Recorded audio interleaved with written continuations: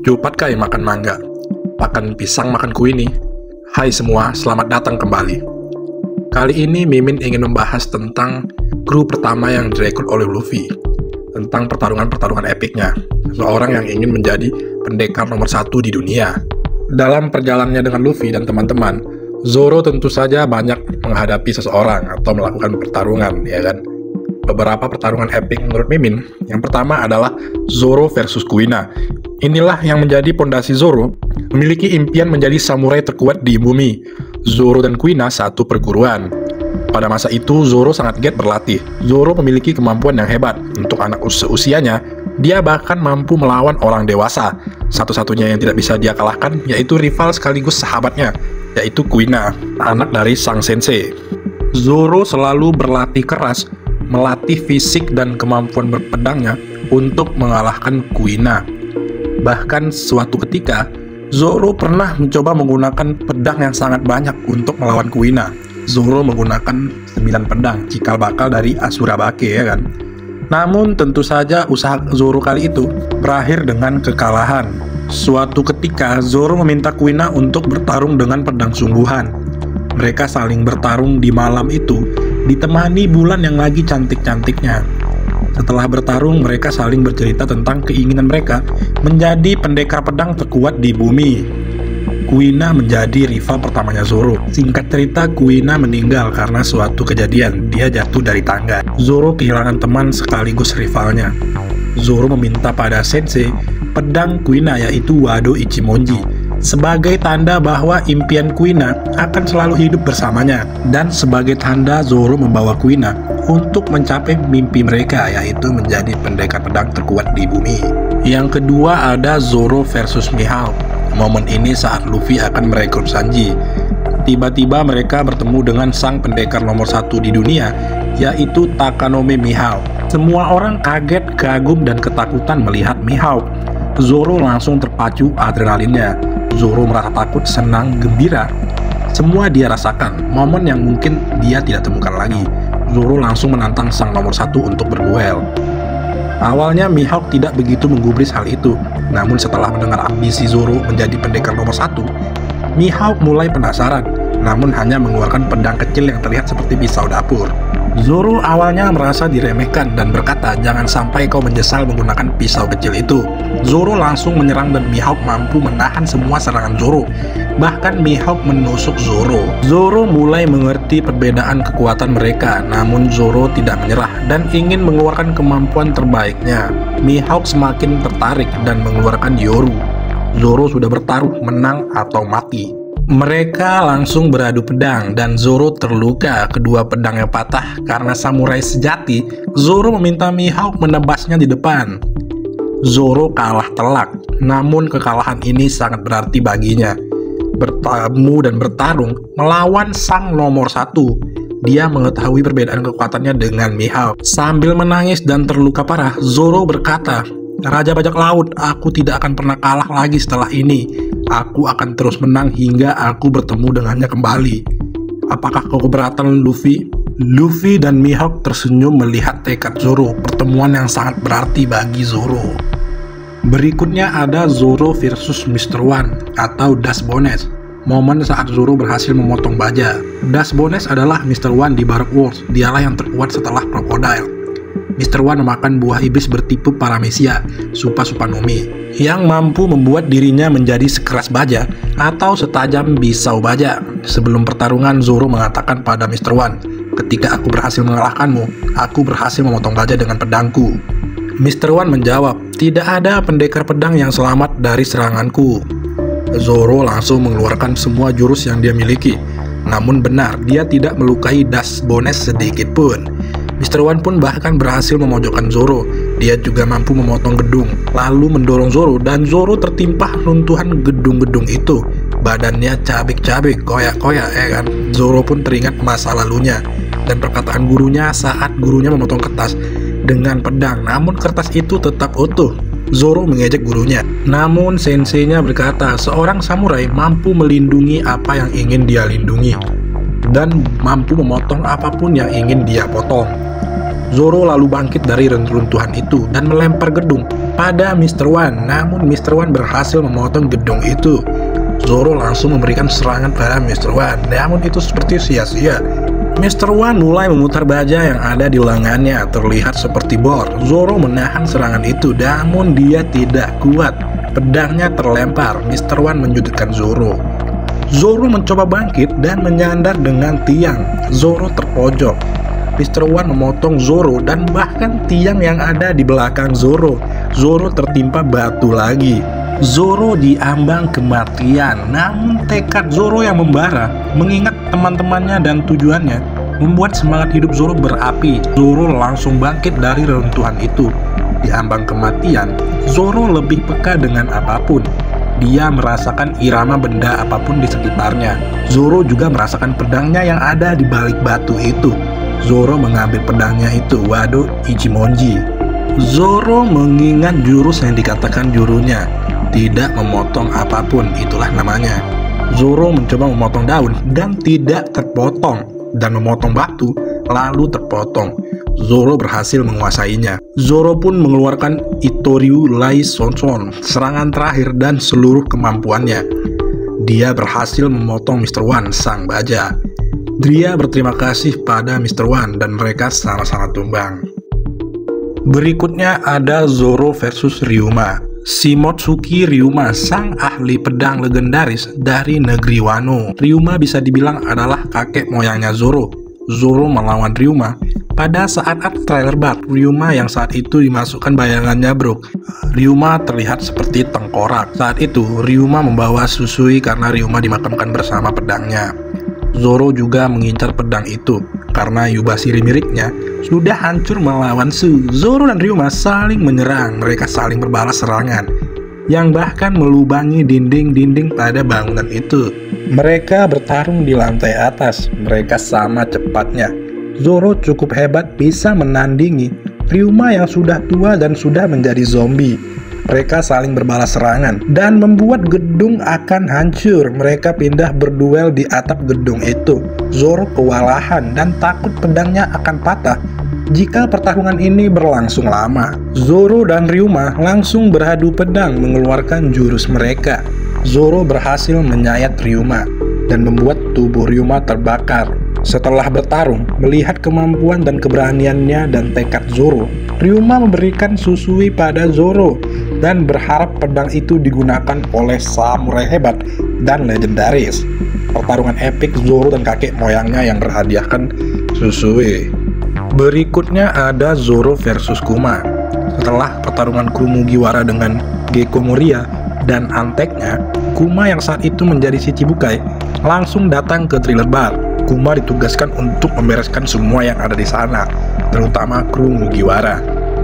Kuma pengguna buah iblis Paramecia, Nikyu Nikyu no Mi, yang membuat telapak tangannya bisa memantulkan apa saja. Zoro mencoba menyerang Kuma dengan semua kemampuan yang dia miliki. Namun, Kuma dapat membalikan semua hal itu. Sanji mencoba membantu, namun kakinya langsung kesakitan setelah mencoba menendang muka Kuma. Kuma mengatakan pada mereka, "Aku akan membiarkan kalian hidup, namun sebagai gantinya, biarkan aku mengambil kepala Luffy." Mereka semua terkejut dan tidak menerima hal itu. Kuma langsung menyerang mereka dan seisi pulau. Gedung-gedung hancur, bahkan pohon-pohon sampai berterbangan. Zoro saat itu yang masih sadar, mencoba menyerang Kuma yang ingin mengambil Luffy. Namun karena Kuma adalah pacifista, serangan itu tak berarti bagi Kuma. Zoro langsung memohon pada Kuma untuk tidak mengambil Luffy. Zoro berkata, "Ambil saja kepalaku sebagai gantinya. Meski hargaku tidak semahal Luffy, tapi suatu saat nanti, aku akan jadi pendekar pedang nomor 1 di dunia." Kuma menjawab, "Apa kau akan membuang mimpimu demi temanmu?" Zoro berkata, "Tidak ada gunanya mimpiku jika aku tidak bisa melindungi temanku.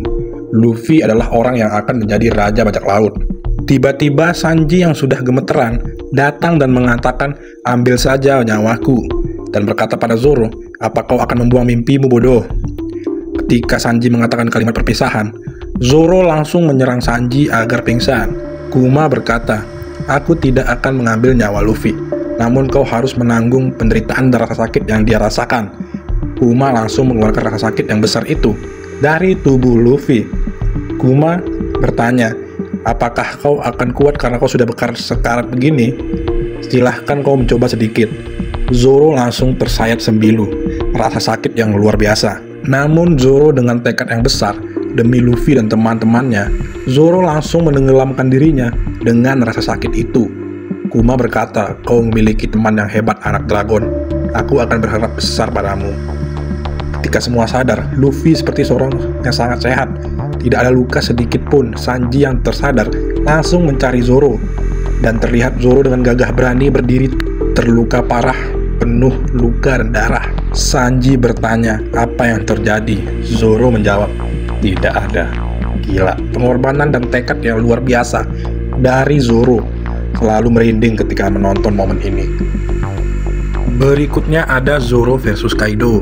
Momen ini paling banyak epicnya ya Brea. Terlihat beberapa kali Zoro melindungi Luffy dan bahkan mampu menahan serangan dua Yonko, Kaido dan Big Mom. Bahkan Zoro mampu melukai Kaido. Saat itu para Supernova melawan Kaido dan Big Mom.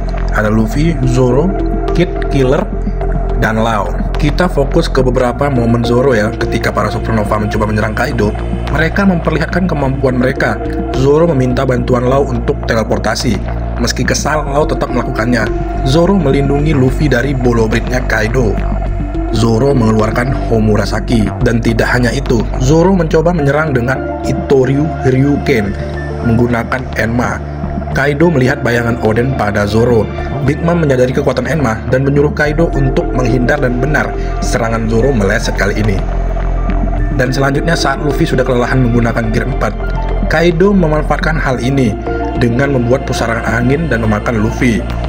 Zoro langsung mengeluarkan Santoryu Kokujo Tatsumaki yang tidak hanya menolong Luffy, bahkan Zoro berhasil membuat luka pada tubuh Kaido yang membuat Kaido melemparkan Luffy dari mulutnya. Kaido pun menyadari bahwa pedang yang digunakan oleh Zoro adalah Enma yang dulunya adalah pedang Oden. Momen berikutnya saat Zoro menahan serangan combo dari Big Mom dan Kaido yang mereka beri nama Hakai atau penguasa laut. Betapa dahsyatnya pria buta map ini menahan serangan dari dua monster. Zoro melindungi Luffy, Law, Kid, dan Killer. Momen yang sangat epic bagi Zoro. Kelas Zoro mungkin sudah setara Yonko. Berikutnya setelah menahan serangan Kaido dan Big Mom, Zoro masih mampu bekerja sama dengan Law, Kid, dan Killer. Mereka semua memisahkan Big Mom dari Zeus dan Prometheus. Zoro terus memotong Prometheus tanpa henti dengan Komurasaki milik Zoro. Setelah Big Mom, Zeus, dan Prometheus berpisah, mereka berhasil membuat Big Mom jatuh ke laut. Law dan yang lainnya kaget dan heran sebesar apa kekuatan dan daya tahan dari Zoro the Real Monster. Dan yang paling epic dari pertarungan Zoro versus Kaido adalah ketika jurus terakhir yang dikeluarkan oleh Zoro. Saat itu Luffy pingsan setelah menerima serangan langsung dari Kaido.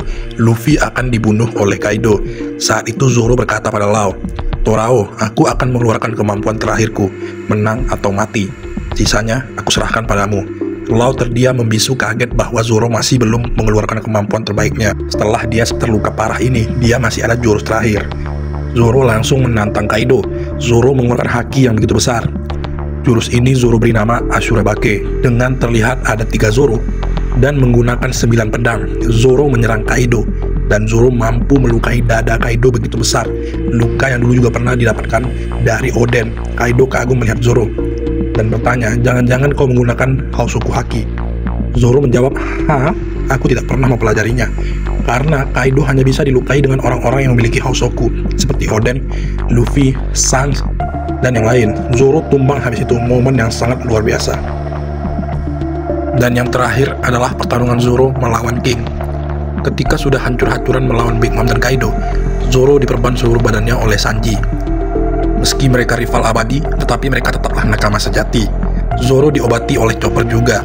Dan setelah Zoro bangkit, terjadilah kerjasama antara sayap calon Raja Bajak Laut.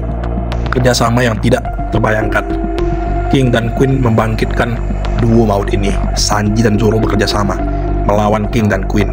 Gila, merinding kali nonton momen ini. Setelah itu Sanji fokus melawan Queen dan Zoro melawan King. Zoro awalnya kewalahan menaklukkan Enma yang terus mengamuk menguras haki yang begitu besar. Zoro bahkan dikendalikan oleh Enma. King terus menyerang Zoro. Ketika terus diserang, Zoro mengingat masa lalunya bersama sang kakek tua, yang ternyata adalah sang samurai Wano, sang penempa ahli pedang legendaris, yang ternyata itu adalah Shimotsuki Kozaburo, yang membuat Enma dan Wado Ichimonji. Zoro ingat perkataan kakek itu, Enma adalah raja neraka yang agung karena kutukannya. Bagi pendekar pedang, kutukan itu adalah kehormatan. Pedang menemukan pemiliknya sendiri. Zoro awalnya khawatir karena hakinya terus dikuras Enma. Namun Zoro langsung tidak memperdulikan hal itu. Dia bahkan merubah warna hakinya menjadi hijau dan bahkan mengeluarkan Haoshoku haki. Terlihat anak buah Kaido yang mau menghajarnya langsung jatuh pingsan. King pun berkata, jangan-jangan kau ingin juga menjadi raja. Zoro berkata, aku sudah berjanji pada kapten sekaligus sahabatku. Zoro akhirnya mampu menaklukkan Enma. Namun Zoro masih kebingungan dengan King yang kulitnya sangat keras. Zoro akhirnya mengetahuinya. Ketika api King padam, King memang menjadi cepat, namun pertahanannya melemah. Di situ Zoro memberikan serangan, dan benar itu melukai King. Bahkan topeng yang selama ini King gunakan akhirnya hancur. Terungkap rupa King selama ini, yang mana melaporkan muka King saja bisa mendapatkan 100 juta beri dari pemerintah. Zoro dan King beradu serangan. Zoro mengeluarkan Santoryu Rengoku Onigiri, namun itu belum berefek banyak pada King karena api pada tubuhnya masih menyala. Zoro menunggu api itu padam dan mulai menyerang King. King mengeluarkan Kari Udon yang terlihat seperti naga yang banyak, seperti meteor jatuh dari langit. Zoro terus menghindari serangan itu dan menuju ke arah King. Setelah dekat, Zoro dan King mengeluarkan serangan terakhir mereka. Dan Zoro berhasil melukai King, berhasil menjadi sang raja neraka.